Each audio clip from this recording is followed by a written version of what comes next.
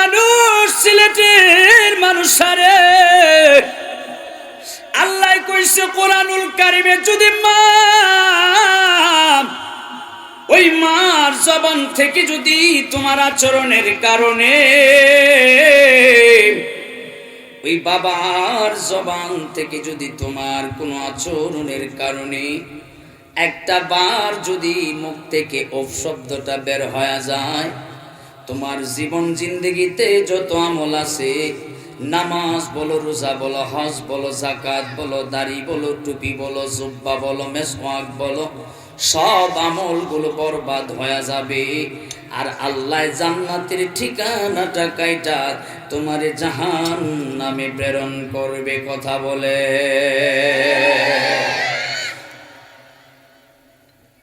আমার বাবা সিনারে, আল্লাহর রাসূল সাল্লাল্লাহু আলাইহি ওয়াসাল্লামের সবচেয়ে হাদিস বর্ণনাকারী, সবচাইতে বেশি যিনি হাদিস বর্ণনা করেছে, এই সাহাবীটার নাম হলো হযরতে আবু হুরায়রা রাদিয়াল্লাহু তাআলা আনহু। বাজান, তোর কাছে প্রথমেই আমি মাপ চাইছি। আমার বাবা জিনারে, ওই হযরতে আবু হুরায়রা রাদিয়াল্লাহু তাআলা আনহু আল্লাহর রাসূলের সবচাইতে বেশি হাদিস বর্ণনা করেছে। আমার ডানে বামে উলামায়ে কেরাম আছেন, আপনারা উলামায়ে কেরামকে জিজ্ঞেস করে দেখেন, আবু হুরায়রা রাদিয়াল্লাহু তাআলা আনহু মুসলমান হয়ে গেছে, কিন্তু আবু হুরায়রার মা এখনো পর্যন্ত মুসলমান হয় নাই, মুশরিকাই থেকে গেছে। আমার নবীর কাছে আবু হুরায়রা আসছে, ডাক দিয়া কই, নবী গো, ও মায়ের নবীজি, আমি আপনার দরবারে আসি, আপনার দরবার থেকে যখন ফেরত যাই, নবী গো, আপনার সাথে যখন আমি থাকি, থাকার পরে যখন আমি বাড়িতে ফেরত যাই, আমার মা আমারে বকাঝকা করে, আমার মা আমারে বড় গালিগালাজ করে। নবী গো, আমি তো এটা সহ্য করতে পারি না। ইয়া রাসূলুল্লাহ, নবী গো, আমি তো আপনারে বড় ভালোবাসি। নবী, আপনার কাছে আসার কারণে, আপনার সাথে থাকার কারণে আমার মা আমারে গালিগালাজ করে। নবী গো, আমার মা আমারে গালিগালাজ করে, এই বিষয়ে আমি কি করতে পারি? আমার নবী ডাক দিয়া কই, রে আবু হুরায়রা, আমার সবচেয়ে বেশি হাদিস বর্ণনা তুমি করতেছো রে আবু হুরায়রা।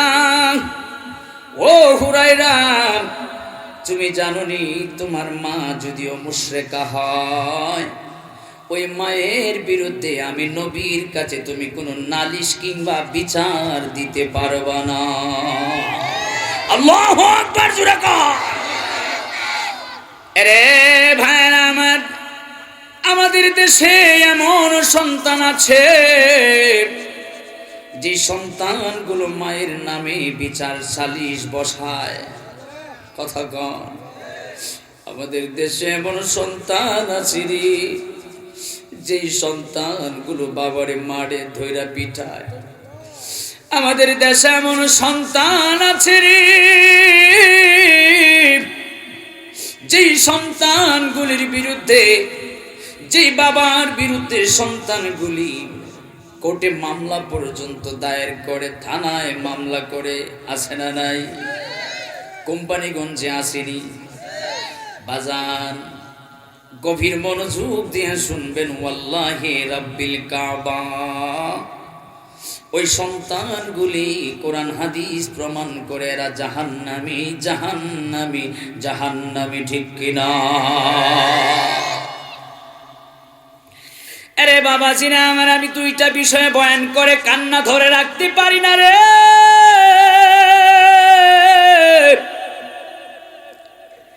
আরে কোম্পানিগঞ্জের মানুষ, রাত্রি অনেক গভীর হয়ে গেছে, একটা হলো কবর হাসরের ওয়াজ, আরেকটা হলো মা বাবার ওয়াজ। আমার ইউটিউবে হাজার হাজার বয়ান আছে, ইউটিউবে চার্জ করলে দেখবেন যতগুলো মা বাবা আর কবর হাসরের ওয়াজ করছি প্রত্যেকটা বয়ানে আমি কান্না করছি। কোনোটাতে বেশি করেছি, কোনোটাতে কম করেছি।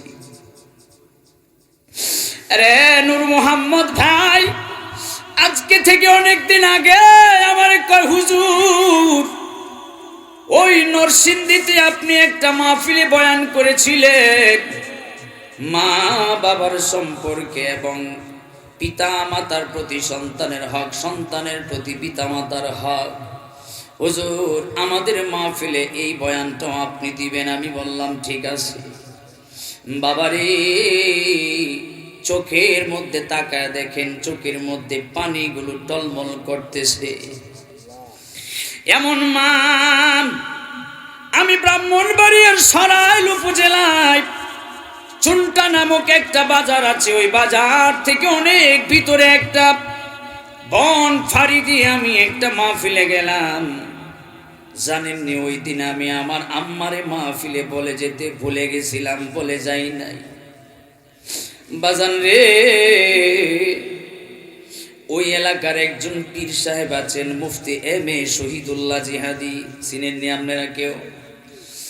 হুজুর যখন আমার পোস্টার দেখলো ফেসবুকে, দেখার পরে ডাক দিয়া কল দিয়া কয় বাজান আপনি যাইতেছেন একা একা, কিন্তু আসার সময় মাহফিল কমিটিরে বলবেন সরাইল বাজার পর্যন্ত আপনার জন্য পৌঁছায়া দেয়।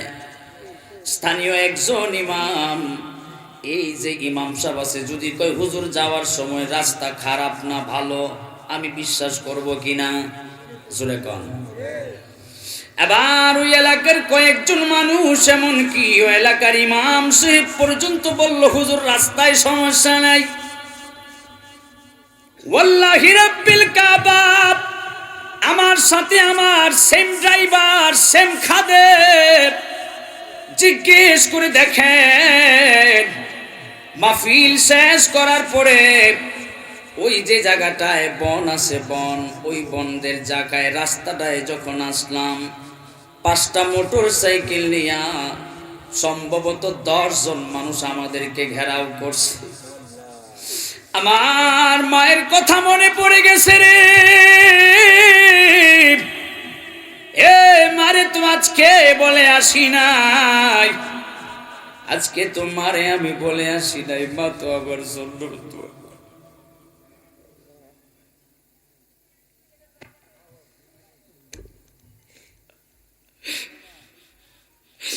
আমার স্ত্রী ফোন দিয়ে বলছে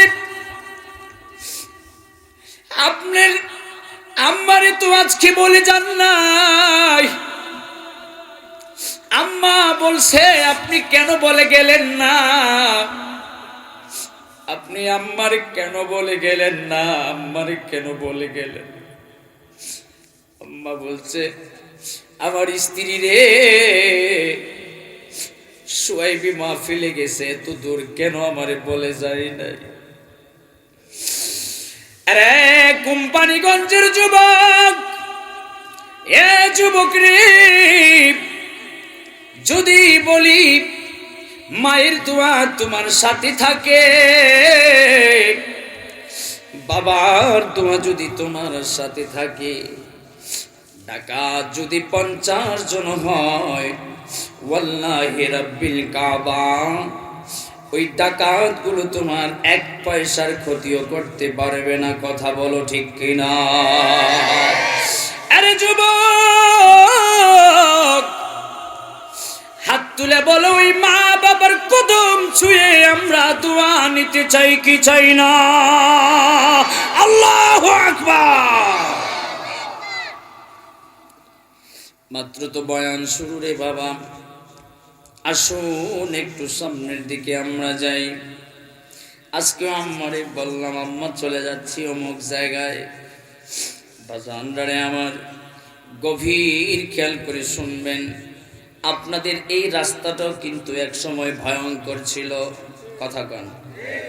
ঢালার পার, পারোয়া, টুকের বাজার, শাহ আরফিন এই এলাকাগুলোতে কিন্তু আমি প্রচুর প্রোগ্রাম করেছি, কিন্তু আপনাদের এখানে একদম নতুন। আমার বাবা জিনারে আমার রাসূল বলেন রে আবু হুরায়রা তোমার মায়ের নামে আমার কাছে নালিশ করতেছ নাকি?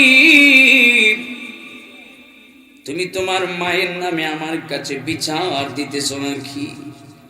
আবু হুরায়রা ডাক দিয়া কয়, না গো নবীজি, আমার মায়ের নামে আমি আপনার কাছে বিচার দিচ্ছি না। তাহলে কি করতেছ, আমারে কেন শোনাও? আমার নবী ডাক দিয়া কই, রে আবু হুরায়রা, তোমার মা তোমাকে গালিগালাজ করে বকাঝকা করে, এমনকি তোমার মা যদি তোমারে ধইরা মারে ও পিটায়, তোমার মা মুসলমান হয় নাই, তোমার মা মুশরিকা, তোমার মা কাফের, তবু ওই কাফের মারে, মুশরিকা মারে তুমি কোনোদিন বিচার দিতে পারবা না, কোনো কথার প্রতিবাদ করতে পারবা না, ঠিক কিনা বলে? মা যদি মুশরিকা হয়, কাফের হয়, মা যদি পাগল হয়, মা যদি ভিক্ষুক হয়, মারে কোনো কিছু তুমি প্রতিবাদ করে বলতে পারবে না। আরে যুবক, জীবনে যত আমল করেছো সবগুলো আমল তোমার ধ্বংস হয়ে যাবে। একটা বার যদি মা ও শব্দ বইলা তোমার কাছে উচ্চারণ করে দেয়, আরে বাবা সিনে আমার, খুব মনোযোগ দিয়ে শুনবে। এক সাহাবী আল্লাহর রাসূলের দরবারে যায়, কয়, রাসূল, ওগো রাসূল, ইয়া রাসূলুল্লাহ, ইয়া হাবিবাল্লাহ, নবী গো আমার মনে চায় অন্য সাহাবীদের মতো আপনার সাথে আমি হিজরত করতাম এবং আপনার সাথে আমি যুদ্ধ করতাম। নবী গো, যুদ্ধ করলে নাকি অনেক সওয়াব পাওয়া যায়। নবী, যুদ্ধ করে যদি আমি ইন্তেকাল হই তাইলে আমি শহীদ। আর শহীদের এমন মর্তবা, সে শুধু শহীদ হবে আর তার জন্য জান্নাতের দরজা খোলা। ইয়া রাসূলুল্লাহ, আমি এই হাদিস শোনার পরে আমার ভিতরে আগ্রহ জাগছে গো নবী, আমিও যুদ্ধ করতে চাই, হয়তো বাইচা ফিরবো গাজী হিসেবে, আর নতবা আমি শহীদ হয়ে জান্নাতে যেতে চাই। আমার নবী ডাক দিয়া বললেন, রে সাহাবী আমার, তোমার কি মা বাবা বেঁচে আছে? সাহাবী ডাক দিয়া কই, ইয়া রাসূলুল্লাহ, হ্যাঁ আমার মা বাবা বেঁচে আছে। আমার নবী ডাক দিয়া কই, ও সাহাবী রে, শোনো, তুমি তোমার বাড়িতে চলে যাও, বাড়িতে যায় তোমার ওই মা এবং বাবার সেবা যত্ন করো, ওই মা এবং সেবা যত্ন করো, ওই মা এবং বাবার সেবা যত্ন করো। কেন গো নবীজি মা এবং বাবার সেবা যত্ন করব কেন গো নবী? আমার নবী ডাক দিয়া কয়, সাহাবী রে, মা বাবার সেবা করার চাইতে জিহাদের ময়দানে যাওয়াটা বেশি গুরুত্ব না। আরে কোম্পানিগঞ্জের বাবা আর আমাদের সমাজের মানুষগুলো, আমাদের সমাজের ভাইয়েরা, আমাদের সমাজের যুবকেরা কিছু টাকা হইলে, একটা চাকরি হইলে অথবা প্রবাসে কিছুদিন থাইকা আসলে, কিছু টাকা ইনকাম করতে পারলে সিলেটে একটা বাসা নিব আর মারে রাখবো ওই ভোলাগঞ্জের পাথর কোয়ারির কাছে একটা ভাঙ্গা গড়ে। কথা বলেন? আরে এমন কোন একটা ছেলে যদি আমার মাহফিলে থাকো রে, ওয়াল্লাহি রাব্বিল কাবা, খোদা কি কসম, জীবনে যতগুলি নামাজ পড়বা, যতগুলি রোজা রাখবা, যতগুলি হজ করবা, যত নেক কাজ করবা, তোমার মা যদি খুশি না থাকে, ওই মা যদি ওই ভোলাগঞ্জের শেষ মাথা তাইকা কয়, আল্লাহ আমার এই ভাঙ্গা বাড়িতে, আমার গ্রামের বাড়িতে রাইখা, আব্বা যদি একবার দোয়া কইরা কয়, আল্লাহ আমার এই ভাঙ্গা বাড়িতে রাইখা, ছেলের বউ নিয়ে সন্তান নিয়ে সিলেটে থাকে, বাসায় থাকে, আমি আমার ছেলের প্রতি সন্তুষ্ট না। খোদার কসম করে বলিলে, তোমার জীবনের কোনো ইবাদত, তোমার জীবনের কোনো রোজা, তোমার জীবনের কোনো হজ যাকাত কিচ্ছু আল্লাহর দরবারে কবুল হবে না।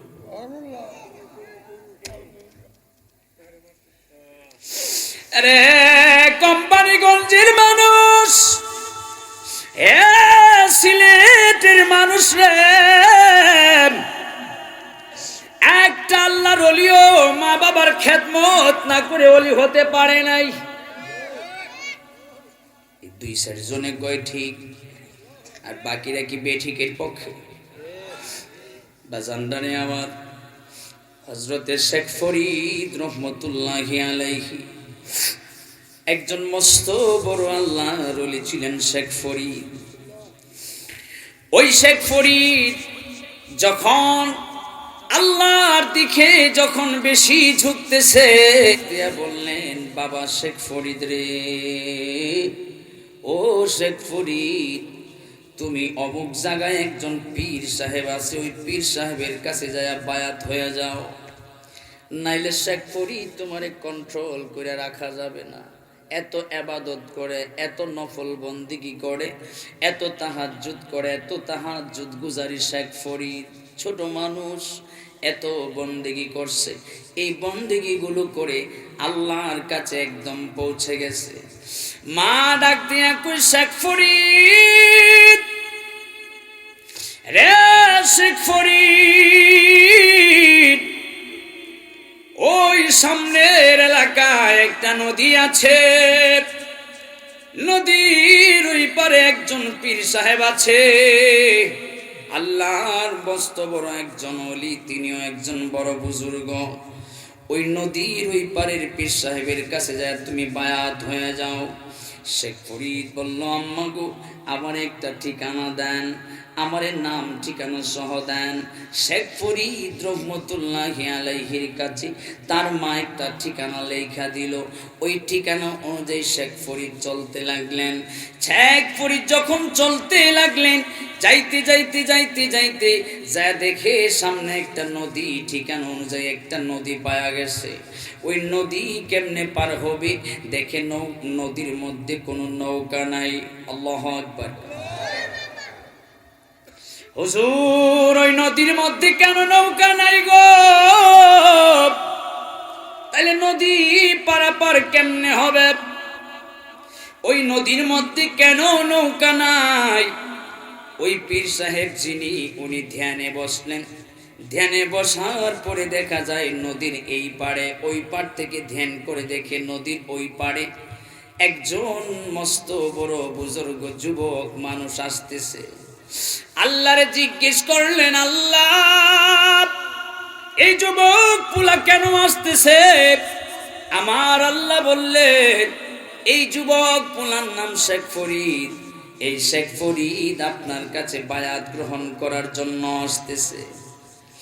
আল্লাহর ওই ওলি ধ্যান করে দেখলেন, ওই শেখ ফরিদ রহমতুল্লাহি আলাইহি ওই পীর থেকে আরো বড় বুজুর্গ, এই অল্প জীবনে তিনি কামাই করে ফেলেছে। আল্লাহর ওই ওলি ডাক দিয়া কই, আল্লাহ, এই যে ছেলে আমার কাছে আসতেছে, এই ছেলে আমার কাছে কি মুরিদ হইব? এই ছেলে তো আমার চাইতে আরো বুজুর্গ। আল্লাহু আকবার। এই পোলা আমার কাছে কেমনে মুরিদ হইব? এটা তো আমার চাইতে, আমার দরজা থেকে আরো উপরের দরজায় আছে। সুবহানাল্লাহ কইতেন না? না কালকেই কইেন সুবহানাল্লাহ? সকালবেলা কোন? এবার ওই শেখ ফরিদ, আল্লাহ ওই শেখ ফরিদ রে আপনি আটকান। কই কেমনে আটকাব? কই আল্লাহ, নদীর মধ্য থেকে যতগুলি নৌকা আছে সব নৌকাগুলো আপনি সরায়া দেন। সুবহানাল্লাহ। আমার আল্লাহর ওলিদের কথা আমার আল্লাহ শুনে কি শুনে না? জোরে কোন শুনে কি শুনে না? যদি না শুনতো রে, তাহলে এই সুরমা নদীর এই পারে আমার শাহজালাল আসতে পারতেন না, ঠিক কিনা? ওরে যদি না শুনতো রে, তাহলে নাসির উদ্দিন সিফা জালাল মদনী আজান দেয়া মাত্রই ওই গৌর গোবিন্দের বিল্ডিং ভাঙা মাটিতে পড়তো না, ঠিক কিনা? হাত তুলে মুসলমান, ঠিক কিনা? ওই শাহজালালের উত্তরসূরি, শাহ নাসির উদ্দিনের উত্তরসূরি, শাহ মুস্তাফার উত্তরসূরি, কল্লা শহীদ গেসুদারাদের উত্তরসূরিরা এখনো বাংলার জমিনে আছে, তারা মরে নাই। তোমরা যারা আল্লাহর ওলিদের মাজারে হামলা করো তাদের দাঁত ভাঙা জবাব ইনশাআল্লাহ আগামীতে আমরা দিব। কথা বলেন, ঠিক কিনা?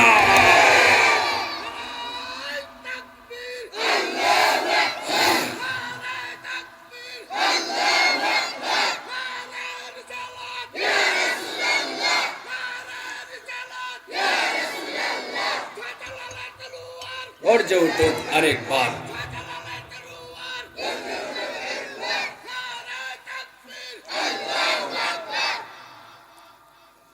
আমার বাবা সিনারি এবার শেখ ফরিদ ডাক দিয়া কই, আল্লাহ আমি নদীর কাছে আসলাম গো, কিন্তু আইসা তো নৌকা একটাও পাই না, পার হবো কেমনে? আমার শেখ ফরিদ ডাক দিয়া কই, আল্লাহ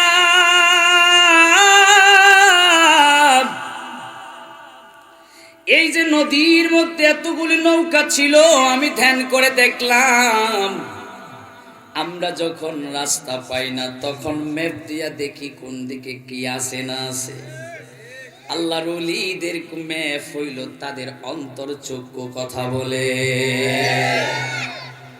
আর কোন ধন চলবনি, মাশাআল্লাহ কাম তো সারছি। আর কোন ধন চাই না মুর্শিদ,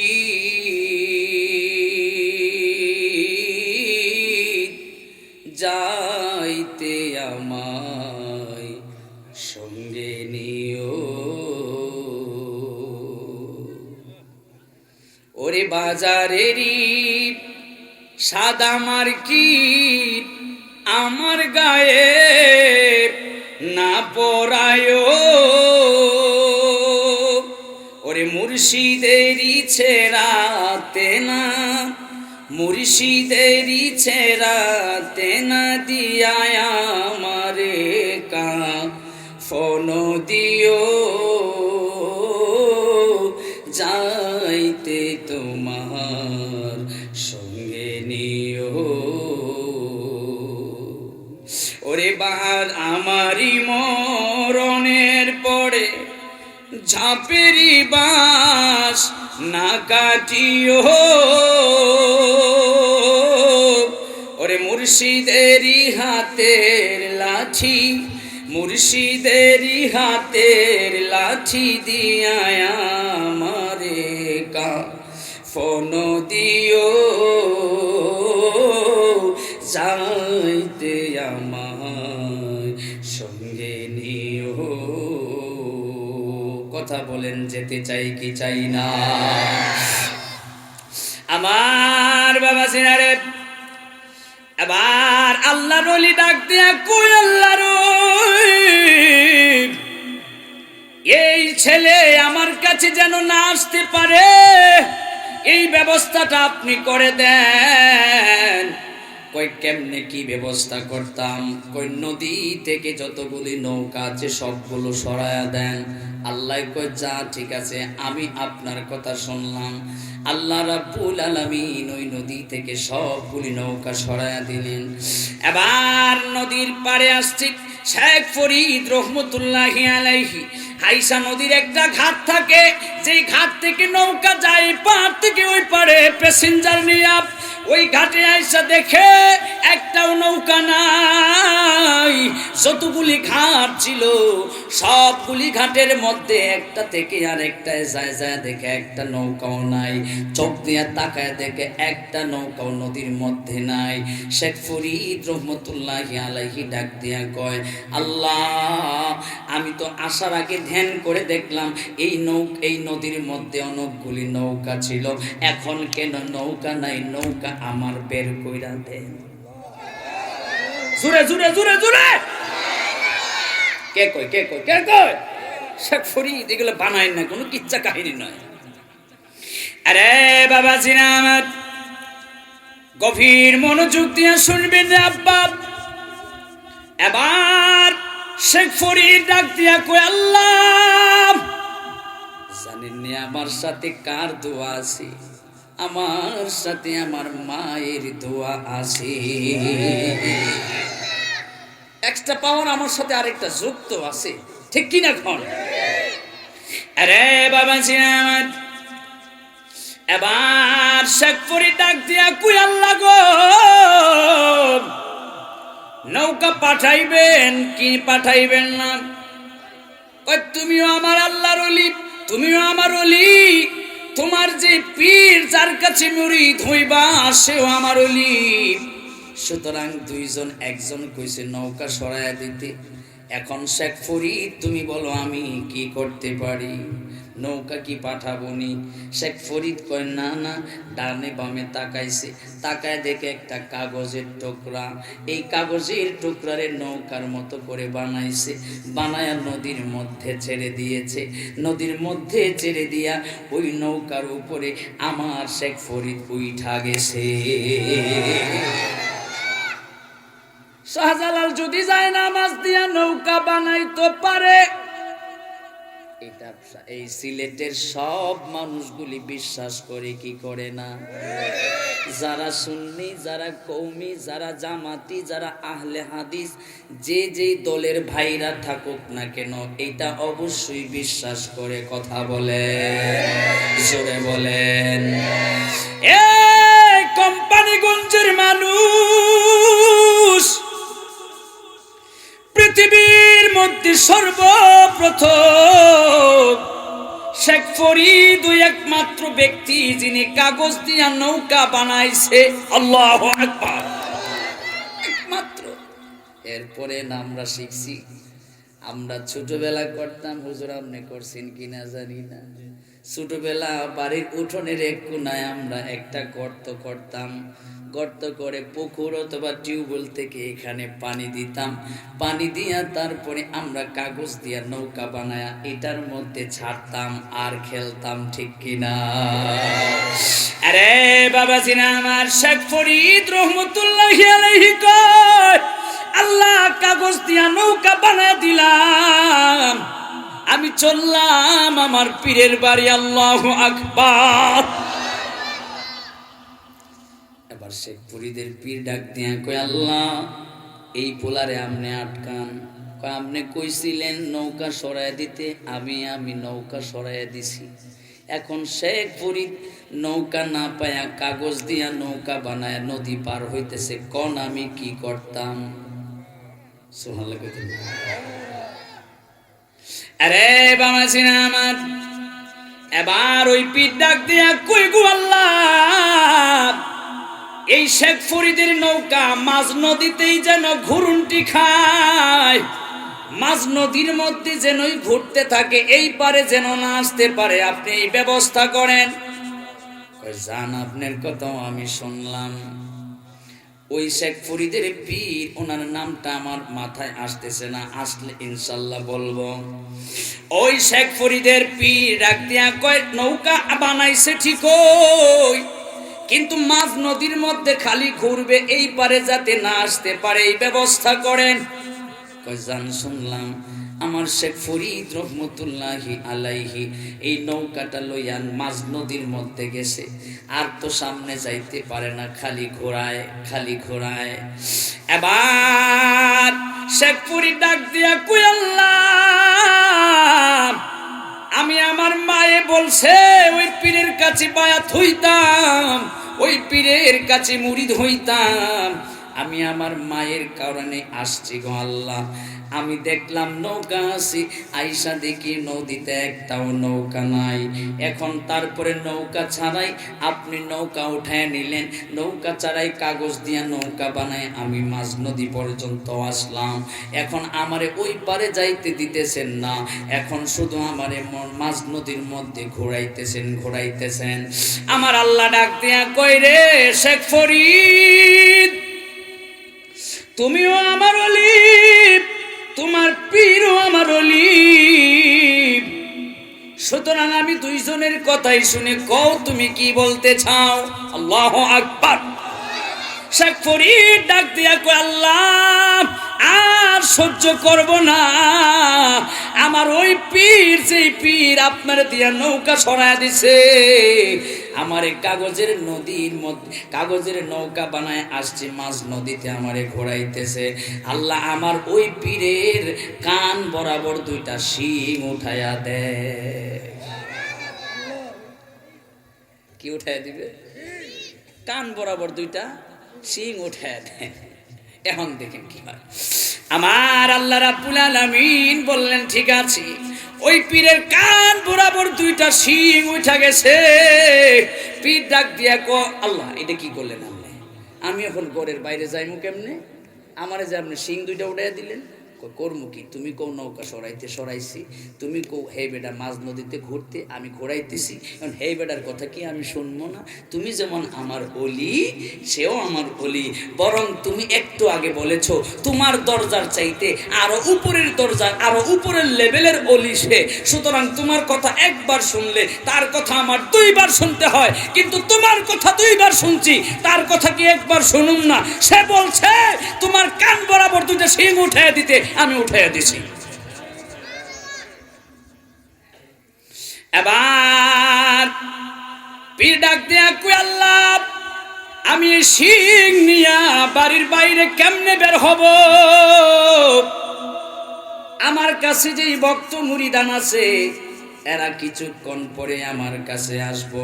আয়েশা যদি দেখে আমার কান বরাবর দুইটা শিং দাঁড়ায় রয়েছে, আমি কি জবাব দিব? এমন পীর হইলেন, কান বরাবর দুইটা শিং উঠছে, এই দিলেও আপনি আটকাইতে পারলেন না, ঠিক কি না? আরে বাবাজিরা আমার, শেখ ফরিদের সাথে এক্সট্রা একটা পাওয়ার আছে, সুপ্রিম। বলেন সেটা কি? মায়ের দোয়া। এবার আমার ওই আল্লাহর ওলি ডাক দিয়া কই, আল্লাহ আমার শিং দুইটা সরাইয়া দেন। কয় আমি জানি না শেখ ফরিদ কই তুইব। শেখ ফরিদ রে আমার আল্লাহ কয়, শেখ ফরিদ কি করতাম? অনুরোধ করতেছে এই শিং দুইটা সরানোর জন্য, সে লজ্জিত হয়ে যাবে। শেখ ফরিদ রে কও না কি করতাম? শেখ ফরিদ ডাক দিয়ে কয়, আল্লাহ আমার জিগান আগে নদী পার হইয়া তার কাছে যাইতে দিবনি। যদি নদী পার হইয়া তার কাছে যাইতে দেয়, তাহলে আমিও কই আমনে শিং দুইটা সরায়া দেন। এবার কই, আল্লাহ ওই যুবক ছেলে আমার কাছে আসুক। মাঝ নদী থেকে যখন নৌকা চললো পীরের বাড়ির দিকে, শেখ ফরিদ ডাক দিয়া কই, আল্লাহ শিং দুইটা আপনি সরায়া দেন। মারহাবা কান। শিং দুইটা সরে গেছে। শেখ ফরিদ রহমতুল্লাহি আলাইহি ওই পীরের দরবারে যায় হাজিরা দিছে। কই, বাজান আপনি যে কষ্ট আমারে দিছেন, তাড়াতাড়ি কইরা আমারে মুরিদ করেন। ওই পীর ডাক দিয়া কয়, রে শেখ ফরিদ, তোমারে বায়াত করা যাবে না, তোমারে মুরিদ করা যাবে না। কয় কেন? আমার দোষটা কি? কয় তোমার কোনো দোষ নাই, তবে শর্ত আছে, শর্ত সাপেক্ষে তোমারে আমি মুরিদ করতে পারি। ওই শেখ ফরিদ ডাক দিয়া কয়, মা আমারে পাঠাইছে, আমি তো মুরিদ না হয় আমি যাব না। নৌকা সরাই দিছে, কাগজের নৌকা বানায়া আমি নদী পার হয়েছি। আপনি কি মনে করেন আমি মুরিদ না হয়ে চলে যাব? না না, আমি মুরিদ না হয়ে যাব না। কারণ আমার মা আমারে বলে দিছে, জীবন যতদিন পর্যন্ত আছে, এই শরীরের ভিতরে যতক্ষণ পর্যন্ত কলিজাটা আছে, জানটা আছে, যতক্ষণ পর্যন্ত জানটা আমার চলাচল করবে, তত পর্যন্ত মায়ের কথার অবাধ্য আমি হতে পারবো না। এই শরীরে যতক্ষণ পর্যন্ত আমার জান আছে, ততক্ষণ পর্যন্ত মায়ের অবাধ্য আমি হতে পারবো। আরে যেই ছেলে গ্রামের বাড়িতে রাইকা মারে, সিলেট শহরে বাসা নিয়ে থাকে, কোম্পানিগঞ্জে বাসা নিয়ে থাকে, ওই ছেলের বলি, বাবারে তুমি তোমার ভুলটা বুঝতে পার, তাড়াতাড়ি ভুলটা বুঝো এবং মা রে তোমার সাথে করে না। ওই মা যদি একবার হাত উঠাইয়া তোমারে দোয়া করে, আপনার ধনুক থেকে তীরটা বের হইতে যত সময় লাগে এর চাইতে আরো কম সময় লাগবে মায়ের দোয়া আল্লাহর কাছে পৌঁছে কবুল হইতে। আরে বাবাজিরা আমার, আমার রাসূল হাদিসে মুবারকের মধ্যে ঘোষণা করে রে,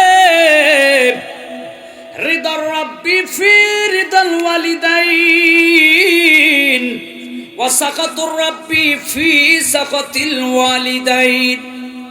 আমার নবী ডাক দিয়া কই, ও দুনিয়ার উম্মতের গোষ্ঠী শোনো, কোন সন্তানের উপরে যদি মা বাবা রাজি খুশি থাকে, ওই সন্তানের উপরে আমার আল্লাহ রাজি খুশি থাকে। আর কোন সন্তানের উপরে যদি মা বাবা বেজার থাকে, ওই সন্তানের উপরে আমার আল্লাহ বেজার হইয়া যায়, ঠিক কিনা? এবার বলেন, আমরা ওই মা বাবার খেদমত সেবা যত্ন করতে চাই কি চাই না? জোরে বলেন, চাই কি চাই না? চলবো কি সামনে? চলবে? দোয়া দিয়ে দিব নাকি চলবে? আচ্ছা, 3 বার কইছেন। আমার বাবা জিরারে শেখ ফরিদের এই ঘটনাটা আমাদের শোনা এবং জানা দরকার আছে না নাই? আমরা তো এখন জানি পরিমনির জামাই কেডা, বর্তমানে কোন বেডার গড়ে কোন পোলা হইছে না মাইয়া হইছে, নাম রাখছে কি তা, এইটার নামের মতো করে আমরার ফুরিরও নাম রাখি, ফুলারও নাম রাখি। নাউজুবিল্লাহ কান। আমরার যুবকেরা তরুণেরা সাকিব খানের স্টাইলে চুল কাটে, আসে না নাই? আরে তুই জানোস নি রে তরুণ যুবক, খালি সাকিব খান না, হ্যাঁ তো একটু ভালো আসে, মেসির মতো করে স্টাইল করে চুল কাটিং করে, আসে না নাই? এরপরে আরেকটা কি হয়েছে ব্রাজিলের নেইমার, এইটা কাম ধরে মনে করতে পারতেছি না। নেইমার একটা ওই যে ল্যাং মারলে ঠাস করে পইরা জায়গা, খালি দৌড়াদৌড়ি করে। আরে বল, যারা ব্রাজিলের সাপোর্টার আছে এরা কইব হুজুর আপনার বিপক্ষে মারতাছুই না। আপনি আমার বাবা জিরারে জানেননি, এই মাসি মুসি আর নেইমার টেইমার জানেননি, এরা বিধর্মী, এরা নিশ্চিত জাহান্নামী। এদেরকে যারা সাপোর্ট করবে, এদের সাথে এরা সঙ্গ যারা নিবে, এদের সাথে এদের হাসর নসর হবে। এরে মুসলমান, সাবধান করে দিয়া যায়। খেলা খেলার গতিতে চলো, কিন্তু কোন মাসিকে আমরা অনুসরণ করতে পারি না, কোন নেইমারকে আমরা অনুসরণ করতে পারি না। আমরা অনুসরণ করব ওনাকে। ইন কুনতুম তুহিব্বুনাল্লাহ ফাত্তাবিউনি ইউহিব্বুকুমুল্লাহ। আমার আল্লাহ বলছেন, কুল ইন কুনতুম, আমার আল্লাহ বলছেন হে নবী আপনি ঘোষণা করে দেন, যারা আমি আল্লাহকে পাইতে চাই, আমি আল্লাহকে যারা ভালোবাসতে চায়, তারা যেন আপনি নবীকে অনুসরণ করে, আপনি নবীকে তারা যেন ভালোবাসে। কথা বলেন সুবহানাল্লাহ। আমরা অনুসরণ করব ওই রাসূলকে। কথা বলেন ঠিক কি না? আমার বাবা সিরারে এবার শেখ ফরিদ ডাক দিয়ে কই, যত শর্ত আছে সবগুলি শর্ত আপনার আমি মেনে নিলাম। কেমনে আল্লাহর ওলি হয়ে যায় দেখেন, আর আমরার ছেলেরা কেমনে আল্লাহর ওলি হইতে পারে না দেখেন। জানেননি এমন ঘটনা আছে, বাবা সুদের ব্যবসা করে, সুদের কোন কি জোরা কোন কিসের, মারবো না কি কেউ মারবো? তাহলে কথা বলেন না কেন? কিসের লেনা দেনা করে? সুদের। কোন সুদখোরের বিরুদ্ধে জোরে কোন সুদখোরের বিরুদ্ধে। আমার বাবা সিনারে এবার এক সুদের সাথে লেনা দেনা করে রে, এক হুজুর দোয়া করবেন আমার ছেলেটারে মাদ্রাসায় ভর্তি করছি, হাফেজ হইতো, আলেম হইতো। আমি কই খায়ার কাম নাই, খায়া বুঝি আর কাম নাই। তবে হ্যাঁ, যদি সুদ চাইরা দিয়া, ঘুষ চাইরা দিয়া, এরপরে তওবা কইরা যদি পোলারে মাদ্রাসায় ভর্তি করত, আর যদি কইতো হুজুর দোয়া কইরেন, তাইলে এই দোয়ায় না আল্লাহর দরবারে কামও লাগতো, ঠিক কিনা? বাজান ভুল বলছি কিছু? আমি এই বাম সাইডের ওনারা মনে করবো হুজুর দিয়ে খালি আমাদের দিকে তাকায় না, খালি এমনি তাকায়। বাগান কেন তাকাইতে পারতেছি না বুঝতেছেন? হ্যাঁ, লাইটের কারণে। আমার বাবা সিনারে খারাপ লাগতেছে মনে হয় কিছু সুদের বিরুদ্ধে কোয়াতে 100 মাশাআল্লাহ, তো সাপোর্ট পাইছি, তাহলে আমার বলতে কোনো অসুবিধাই নেই। আল্লাহু আকবার।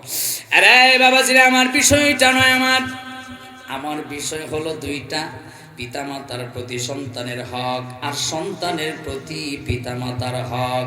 আমি একটা শেষ পর্যায়ে চলে আসছি, আর পিতামাতার সন্তানের প্রতি কি কি হক এটা জানার দরকার আছে না? না শুনে যায় আজকে আমরা খালি বক্তারা বয়ান করে সন্তানরা কি কি দায়িত্ব পালন করবে পিতামাতার, আর এই ওয়াজটা কেউ করে না যে সন্তানরা তো পরে বড় হইলে না মা বাবার সেবা যত্ন করত, কিন্তু সন্তানরা ভূমিষ্ঠ হওয়ার আগে এবং পরে সন্তানকে যথাযোগ্যভাবে লালন পালন কিভাবে করতে হয়, এই যে একটা অধিকার মা বাবার কাছে, একটা হক মা বাবার কাছে, এই ওয়াজ কেউ করে না।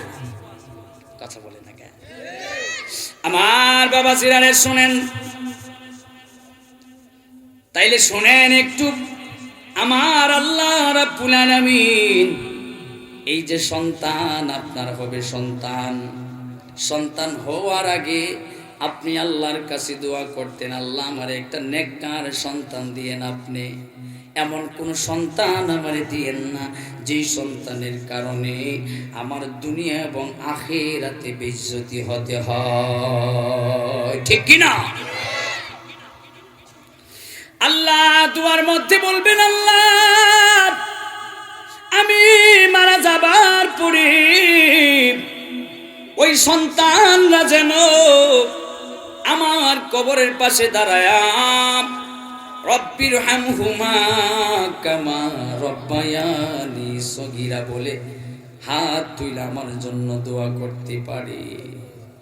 আল্লাহ যেমনি ভাবে ছোটবেলা মা বাবা আমাদেরকে লালন পালন করে বড় করছে, কবরের মধ্যেও তাদেরকে শাস্তি দিয়েন না, তাদেরকেও আপনি লালন পালন করবেন, যত্ন সেবা যত্ন দিবেন। সুবহানাল্লাহ। আরে বাবা, এমন সন্তান গঠন করতে চাইলে আপনারও কিছু দায়িত্ব আছে। খালি সন্তানের প্রতি আপনি হক আর দাবি দাওয়া পূরণ করতে চান, কিন্তু সন্তানের যে আপনার কাছে কিছু হক আছে, দাবি আছে, এইগুলা আপনার কেটাই পূরণ করব। শুনতেন নি কি কি দায়িত্ব আছে? শুনেন। সন্তান জন্ম নেবার আগে আপনি দোয়া করলেন, ভালো ভালো দোয়া, আল্লাহ আমারে নেককার সন্তান দিয়েন। আর সন্তান ভূমিষ্ঠ হওয়ার পরে ডান কানে আযান দিবেন, বাম কানে ইকামত লাগায়া দিবেন। আসেনি চালু সিস্টেম, চালু আসেনি? কই আছে?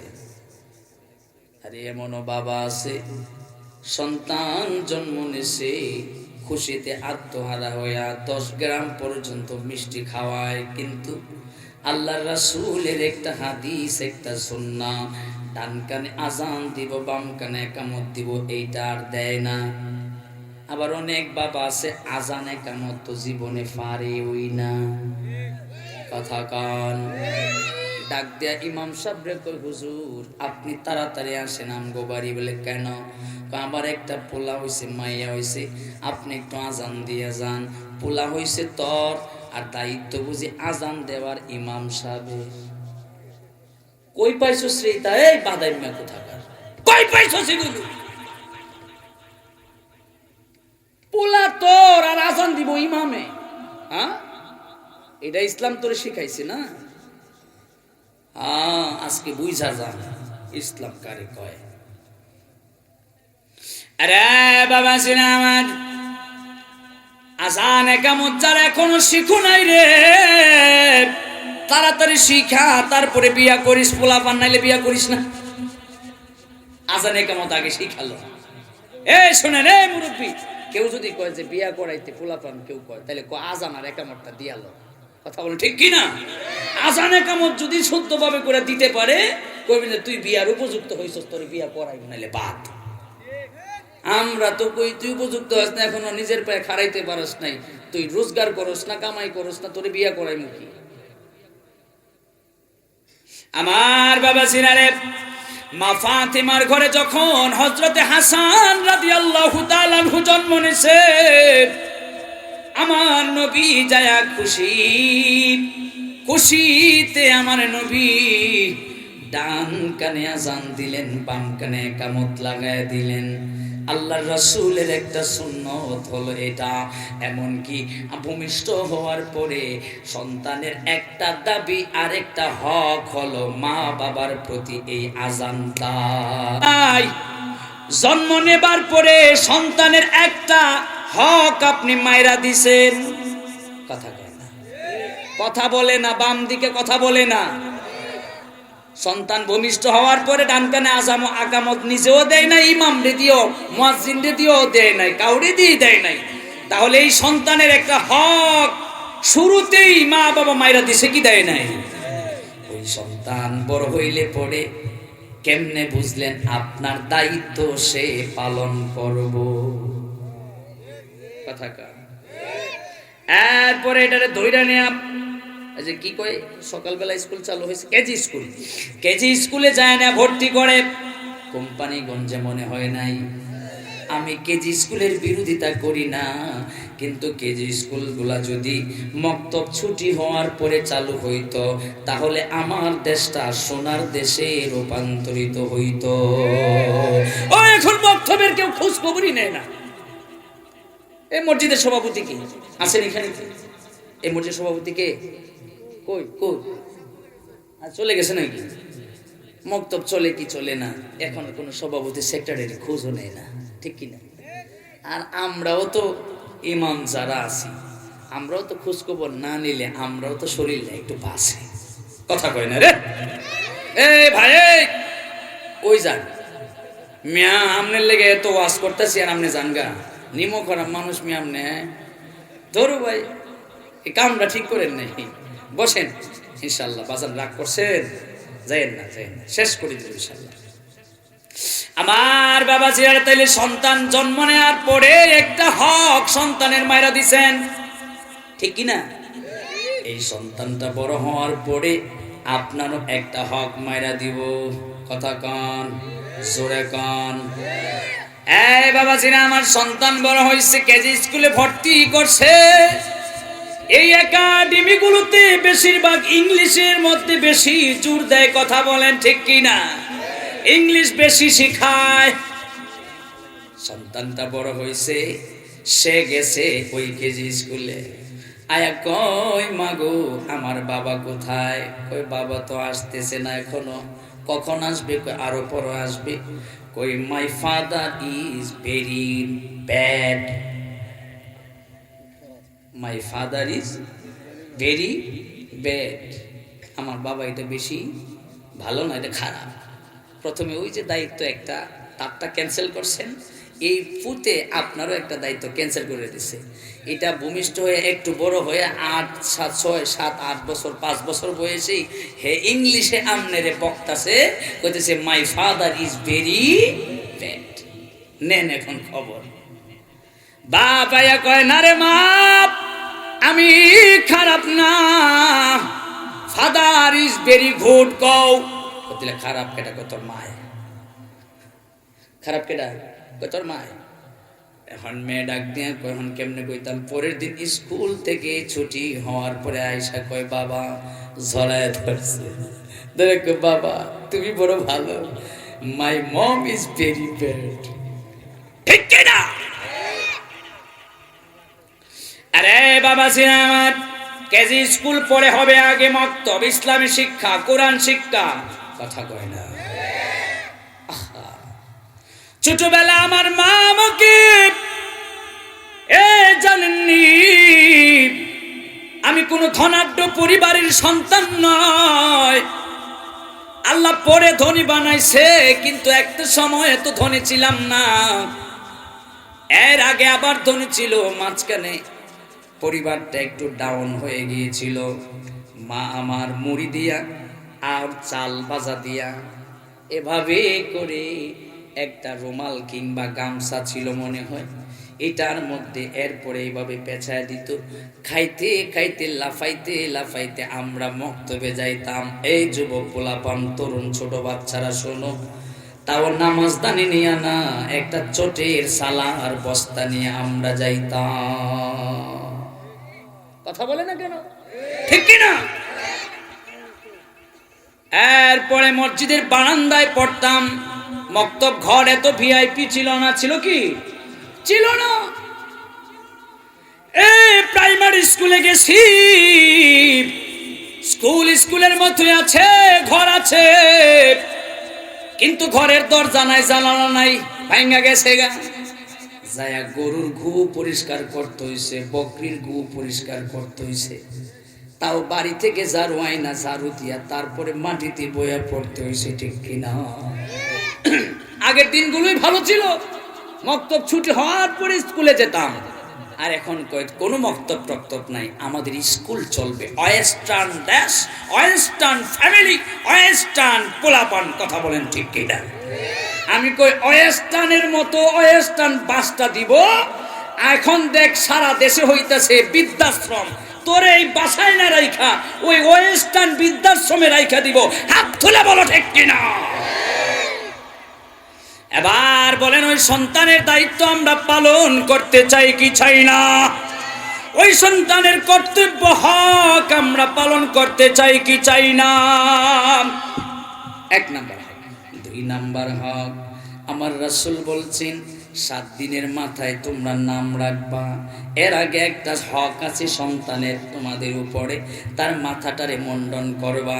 আল্লাহর রাসূল হযরতে হাসান রাদিয়াল্লাহু তাআলা আনহুর মাথাটারে মুন্ডন করছেন।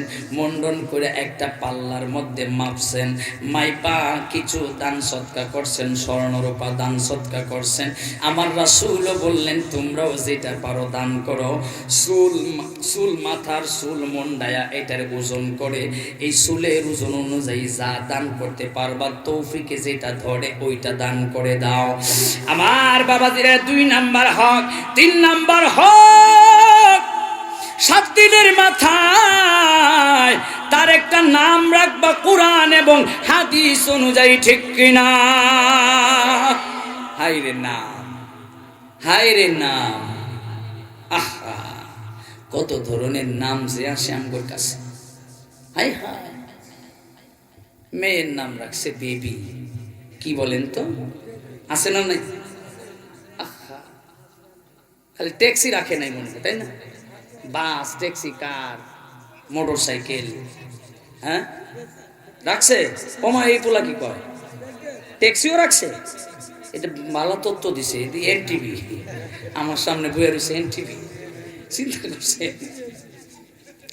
আরে বাবা জিরারের নাম। আহা, আয়া কয় হুজুর এই নামটা কোরআনে আসেনি। আমি বলি কোরআনে থাকবো, কিন্তু বাংলা বই তো নাই।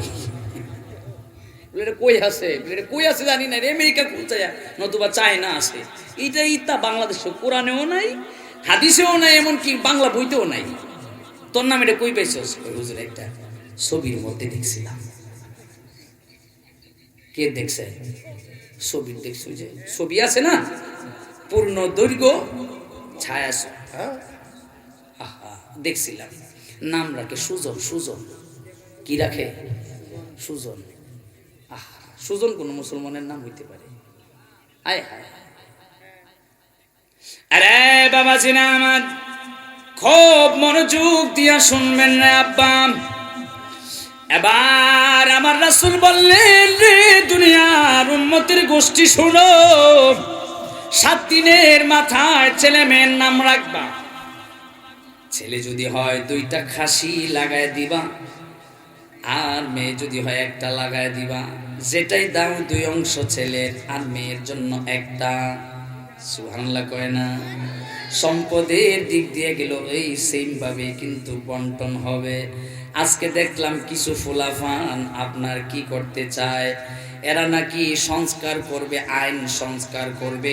এই আইন সংস্কার করে দেখলাম, এই আইন সংস্কার আমার মোবাইলের মধ্যে আছে। আইন সংস্কারের মধ্যে আছে নারী পুরুষ সমান অধিকার, কিন্তু আমার আল্লাহ এইভাবে দেয় নাই নারী পুরুষ সমান অধিকার। সম্পত্তির মধ্যে সমান নয় আল্লাহর অধিকার যেভাবে, এইভাবেই বাংলাদেশের আইন থাকতে হবে, নতুবা বাংলাদেশের জনগণ কখনো মেনে নিবে না। ঠিক কিনা বলো? আরে বাবাজিরা আমার, তাহলে 3 নম্বরে আপনি মাথা মুন্ডন করবেন, 4 নম্বরে নাম রাখবেন। কয়দিনের মাথায়? আর আপনারা যে কোন মাঝে মধ্যে 6টা মানে 6 দিনের দিন, এটা কিন্তু সম্পূর্ণভাবে ভুল। 6টা মুটটা কিচ্ছু নাই, এটা বেদিনদের হাদিস। কার হাদিস কোন? জোরা কোন? আরো কিছু শোনাইমু, আরো কিছু শুনবেন? বাবা মারা যাবার পরে বড় ছেলের মাথায় একটা কুলা দিয়া বের করে দেয়, কই যা 10 গড় গিয়া মাইক গায়েন না, ভিক্ষা কইরা তারপরে চাল ডাল উঠায়া তারপরে সিন্নি করবি। আসেনি আপনাদের এলাকায়? আহা, না থাকলে আলহামদুলিল্লাহ, আর যদি থাকে লা হাওলা ওয়ালা কুওয়াতা ইল্লা বিল্লাহিল আলিয়্যিল আযীম ফ্রম ইন্ডিয়া। আরে বাবা জিনামাদ, খুব মনোযোগ দিয়ে শুনবেন। এবার 7 দিনের মাথায় নাম রাখবেন ওই চাইনা ছবি দেখা নাকি হিন্দি মুভি দেখা, কোরআন হাদিস দেখা 7 দিনের মাথায় নাম রাখবেন। আলেম ওলামা আছে, জিজ্ঞেস করবেন। কাল কিয়ামতের ময়দানে আমার আল্লাহ ডাকবেন, রে আবু বকর, ও উমর দাঁড়াও। আবু বকর বলা মাত্রই লক্ষ লক্ষ আবু বকর কিয়ামতের মাঠে দাঁড়ায় যাবে। আমার আল্লাহ বলবেন, আমার নবীজির সবচাইতে কাছের সাহাবী আমার প্রিয় আবু বকর সিদ্দিক রে আমি ডাকছি, এতগুলি মানুষ কেন এই হাসরের মাঠে দাঁড়ায় গেছে? ফেরেশতারা ডাক দিয়া বলবে, রে আল্লাহ, ওগো আল্লাহ, এই যারা লক্ষ লক্ষ আবু বকর কিয়ামতের ময়দানে দাঁড়ায় গেছে, সবগুলি মানুষের নাম আবু বকর। সবগুলির নাম আবু বকর কেমনে? কই ওই আবু বকরের দেখা এরাও নাম রাখছে আবু বকর। আবার আল্লাহ ডাক দেয়া, কই রে ফেরেশতারা ঘোষণা দিয়া দেও, ঘোষণা দিয়া দিলাম এই আবু বকরের নামের নিচে একবার তেলে কি ধ্বংস হয়ে যেত না? আমার বাবা জিনারে, এবার ছেলে বড় হয়েছে, মক্তবে দিবেন। এর আগে মা বাবা মিলা ছেলেটারে শিখাইবেন কোরআন। কিন্তু আমাদের সমাজের বাবা আর মা এরা নিজেরাই তো কোরআন পারে না, ছেলে আর মেয়েরে কোরআন কি শিখাইবো? ঠিক কিনা? তাহলে আগে মা বাবার শিখা দরকার, এরপরে পোলা মায়ের শিখাইতে হবে। ঠিক কিনা বলে? এরপরে আপনি শিক্ষা দিলেন কোরআন, মক্তবে পাঠালেন। হযরতে আব্দুল কাদের জিলানী, কোম্পানিগঞ্জের আম্মা গো, আমার কোম্পানিগঞ্জের বুট আব্দুল কাদের জিলানী কোন মায়ের পেটে হইছে? ওই আব্দুল কাদের জিলানীর আম্মা সন্তানরে পেটে রাইখা প্রতিদিন কোরআন তিলাওয়াত করত। আর আমরার মায়েরা, আমরার বোনেরা পেটের মধ্যে এটারে রাইখা সারা দুনিয়ার মার্কেট যা আছে সব ঘুরা লায়। কথা কয় না? হাঁটতাছে বাটপার কথা, থাপড়া এডিরে ঘরের ভিতরে রাখা দরকার। ঠিক কিনা বলে? আমার বাবা জিরারে, এটা সাহস ঘরে গিয়ে দেখানো দরকার। আমার বাবা জিরারে, এ যুবক শোনো, একটা মহিলা যদি বেপরদা হয়ে যায়, শুধু তোমার পরিবারকে জাহান্নামে নেবে না, গোটা এলাকারে জাহান্নামে বানায় দিবে। ঠিক কিনা বলো? আমার বাবা জিরারে, এরপরে সন্তানদের কোরআন শিক্ষা দিবেন, নামাজ শিক্ষা দিবেন। এই যতগুলি সন্তানের দায়িত্বের কথা বলছি, এই দায়িত্বগুলো পালন করার পরে যদি সন্তান আপনার দায়িত্ব পালন না করে তারপরে আমারে আইসা ধইরেন যে হুজুর সন্তানের সব দায়িত্বগুলো পালন করছি, কিন্তু সন্তান আমার কথা কেন শুনে না, জবাব দেন। আপনি সন্তানের দায়িত্ব পালন করবে না, সন্তান কেন আপনারটা পালন করবে? খায়ের কাম নাই না? আরে বাবা জিনে আমার, সাবধান হয়ে যান, সাবধান হয়ে যান। সন্তানকে কোরআন শিক্ষা দিবেন, মক্তবে পাঠাইবেন। 7 বছর যখন হবে সন্তানকে নামাজের কথা বলবেন, সাথে কইরা মসজিদে নিয়ে যাবেন। এমন করবো হুজুর হের বাপি তো মসজিদও যায় না, হেরে নিত কি, সপ্তাহে একদিন শুক্রবারে যায়। আমার বাবাজিরা, যদি আপনি সন্তানকে নিয়ে মসজিদে না যান, সন্তানের আরেকটা দায়িত্ব আপনি মাইরা দিছেন। কথা কি বুঝতেছেন আমার? এবার যখন 10 বছরে উপনীত হয়ে যাবে, 10 বছরে উপনীত হয়ে যাবার পরে সন্তান যদি নামাজ না পড়ে, সন্তানের শরীরের মধ্যে বেত দিয়া পিঠাইবেন, মারবেন যে নামাজ তোরে পড়তে হইব। যদি নামাজ না পড়ে সন্তান বড় হওয়ার পরে এই সন্তানরে আপনি পরিত্যাগ করবেন। তোর মতো সন্তান দরকার নেই, পরিত্যাগ। বুঝেন নাই কথা? হ্যাঁ, কোনো লাভ নাই। RFL 5 যদি না হয়, এত ছাপাছাপি করে লাভ নাই, পানি মাগার উঠবে। আরে বাবা জিনা আমারে, পুলারে মারে, পুলারে ধরে, এমনে তেমনে এই সেই কারণে পুলারে মারে, পুলারে ধরে। কিন্তু পুলায় যে নামাজ পড়ে না, এটার জন্য পুলারে কোনোদিন কিছু কয় নাই, পুলারে কোনোদিন মারে নাই। অথচ বিধান আছে, আমার রাসূল কইছে 10 বছর পরে যদি নামাজ না পড়ে এটারে পিটাইবা। কথা বুঝেন নাই? বউরে এমনে মারে, বাবার বাড়ি থেকে টাকা না আনার জন্য বউরে মারে, আছে না নাই? কাপুরুষ কোথাকার, এইগুলা খালি বউয়ের সাথেই পারে। কাপুরুষ, বউরে মারুস কা? আরে বাবা জিনামান, এবার বিধান আছে, বউ যদি নামাজ না পড়ে তোমার কথা মতো পর্দা না করে, তাইলে বিধান আছে বউরে পিটানোর বিধান আছে। বউরে কেমনে মারতে হয় জায়েজ আছে, আজকে মাসালা বইলা দিয়া গেলাম। কিন্তু বউ পর্দা না করার কারণে বউরে মারে না, নামাজ না পড়ার কারণে বউরে মারে না। সূরায় মারবো কেমনে? হে নিজেই নামাজ পড়ে না, নিজেই পর্দা করে না, রাস্তায় দাঁড়ায়া থাকে, আরেক বেডার বউয়ের দিকে এমনে কইরা চায়। খালি যুবক ফুলাফান যে চায় তা না, কিছু কিছু বইরা খাটাস গুলো রাস্তার মধ্যে চাইছে, হাঁ করে চাইতে। কথা বলে। আরে বাবা সিনামান, রাগ করতেছেন মনে হয় না? আমি দোয়া করে নেই। আরে বাবা জিনা, আমার সন্তানের মাত্র কয়েকটা হকের না বললাম। এরপরে সন্তানকে আপনি লালন পালন করে বড় হইলে পড়ে আপনি তাড়াতাড়ি করে তারে বিয়া দিবেন। আপনি চিন্তা করেন না তারে বিদেশ পাঠানোর, চিন্তা করেন না সে রোজগার করব, চাকরি করবে। রাসূলের হাদিস হলো, যদি কোনো যুবক পোলাপান বিয়ে করে নেয়, তার রোজগার বিয়ে করার আগে যা ছিল এর চাইতে ডাবল হয়ে যাবে, 3 ডাবল হয়ে যাবে। কন্যা মারহাবা। আর যদি আগে বিয়ে করার আগে রোজগার নাও থাকে, বিয়ে করার পরে রোজগারের ব্যবস্থা করে দিবেন তিনি কে? আর আমরা অপেক্ষা করে থাকি আমরা যে পোলা রোজগার করে লোক চাকরি করুক তারপরে বিয়ে দিব। কিন্তু বিধান এটা নয়। আপনি জিজ্ঞেস করেন আলেম ওলামাদেরকে,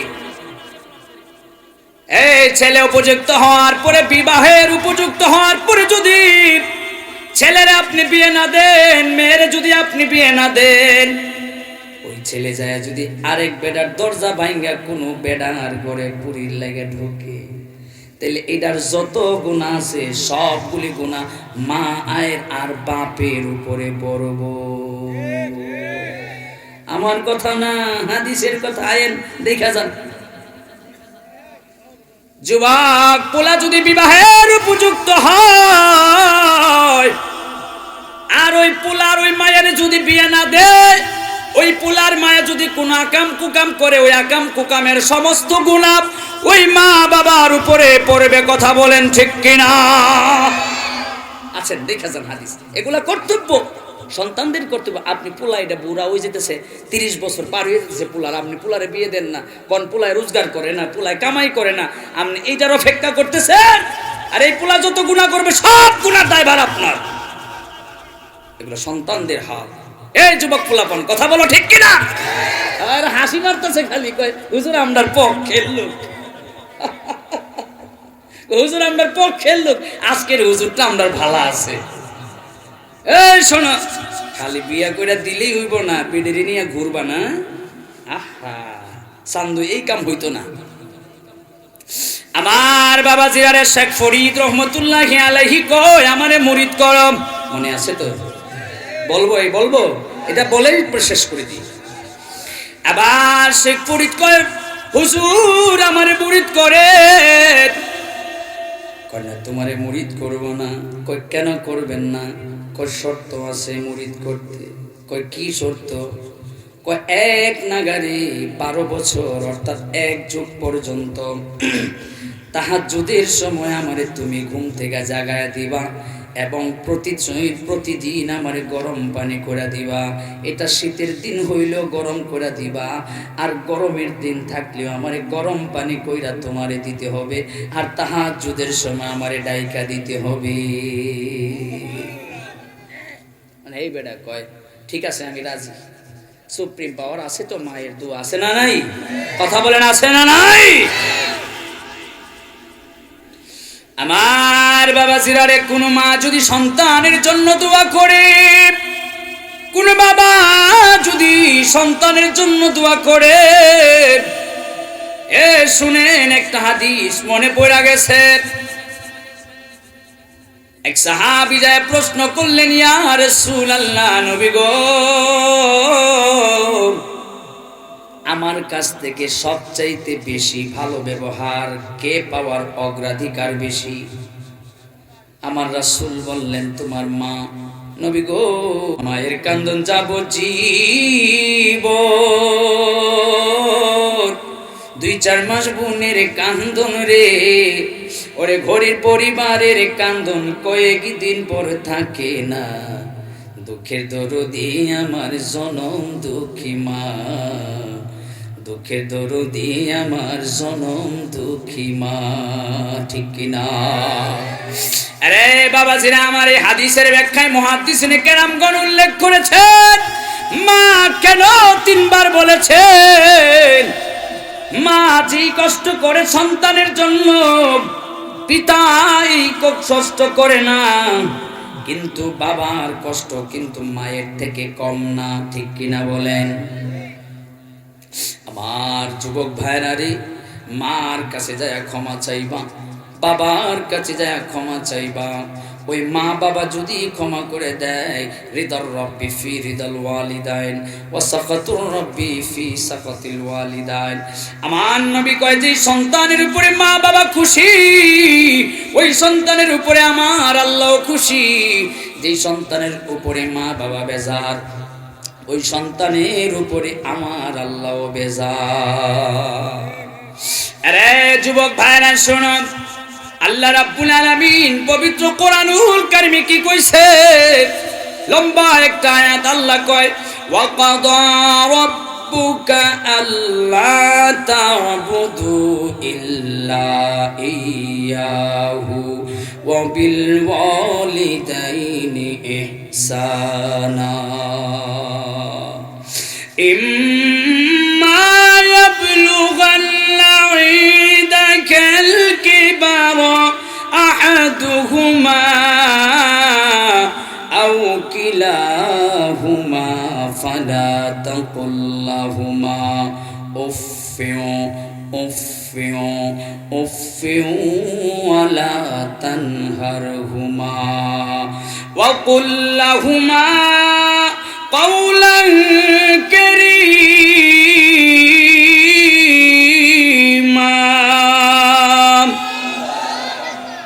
واخفض لهما جناح الذل من الرحمة وقل رب ارحمهما كما ربياني صغيرا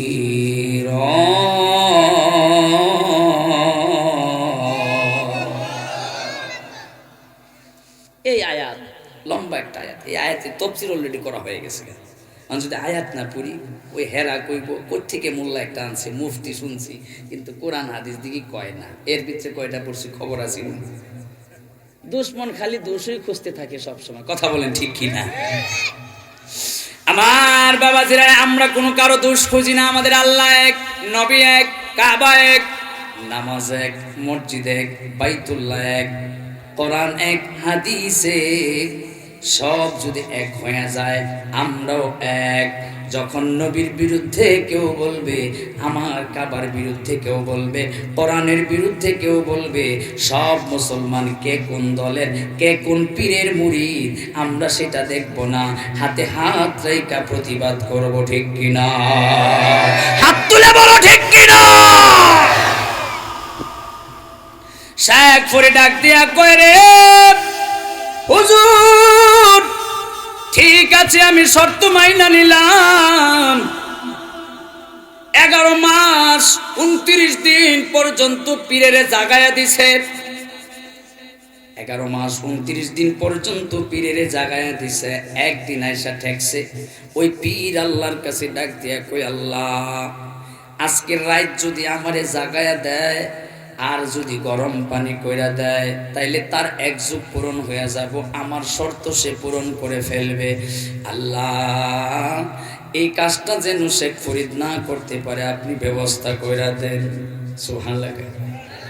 আবার শেখ ফরিদ যাবে চুলে আগুন ধরাইতে, চুলে আগুন ধরাইতে পারে না। কই কিরে, মেসের কাঠি যা ছিল সব শেষ। শেখ ফরিদ কই, বুঝ জ্বালাইছি, কাজ কোন দিক থেকে হইতাছে। এই বেড়াই বুঝি শুরু থেকে শেষ পর্যন্ত আমার পিছে লাইগাই রইছে। একটা দিন বাকি মাত্র, আজকে এই কামটা বুঝি এই ফিরেই করছে। ফিরের ডাক দিয়া কয়, ফির তোমার প্রতি তোমার মার দোয়া আছে কিনা জানি না, কিন্তু পীর আমার প্রতি আমার মায়ের দোয়া আছে। আল্লাহু আকবার। আরে বাবা জিনাত, আগুন আনতে যাবে, আগুন ধরাতে যাবে, জুড়ে তুফান চালু হয়েছে, একদম ঝড় তুফান চালু হয়েছে।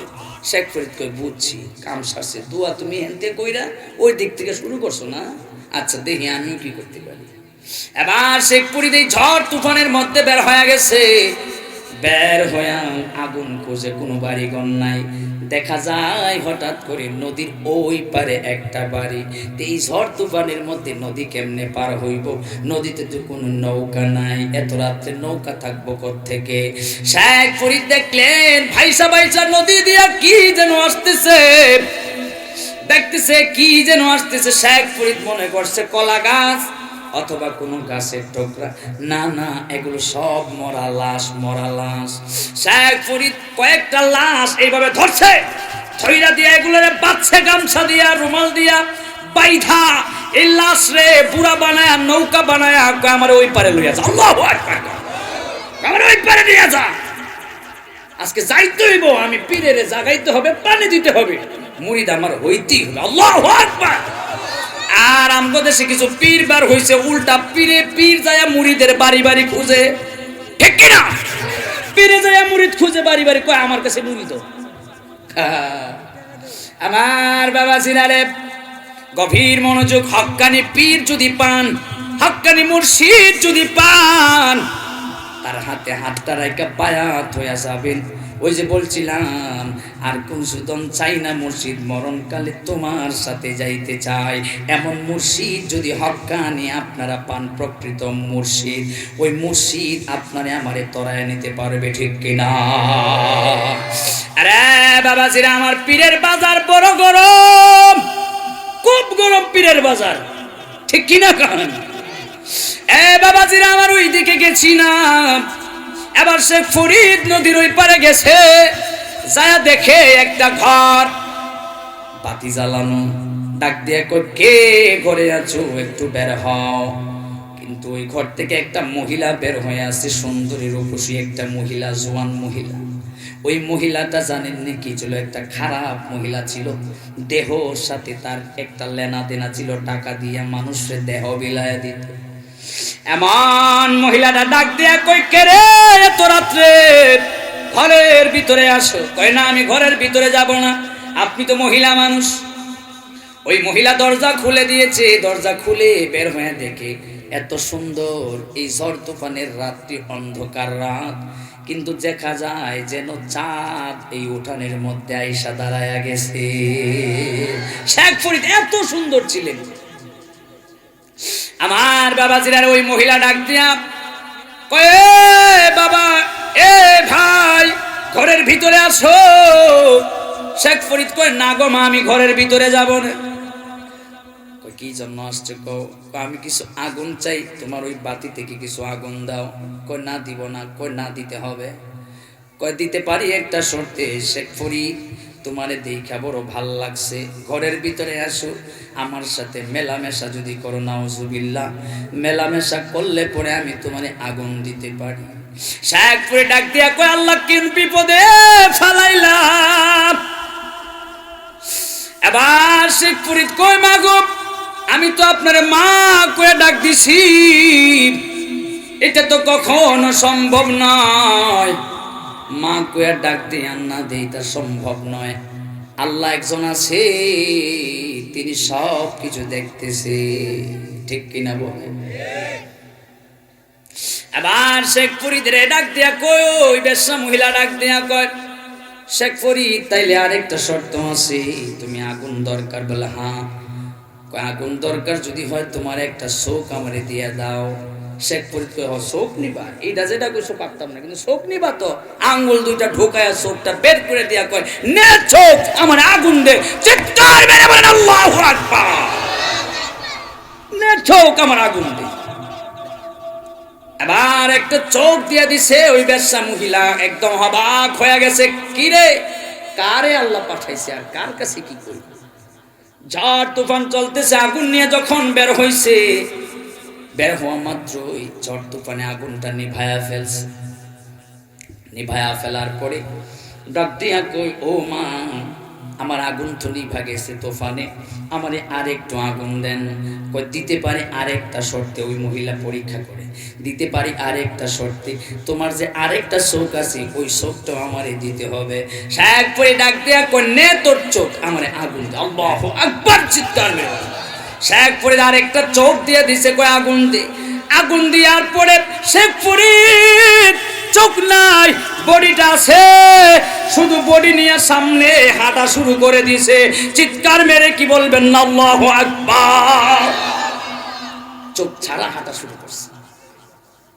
হাঁটা যখন শুরু করে দিয়েছে, বেশ্যা মহিলা ডাক দিয়া কই, আল্লাহ, জীবনে যত পাপ করেছি তার কোনো হিসাব নাই।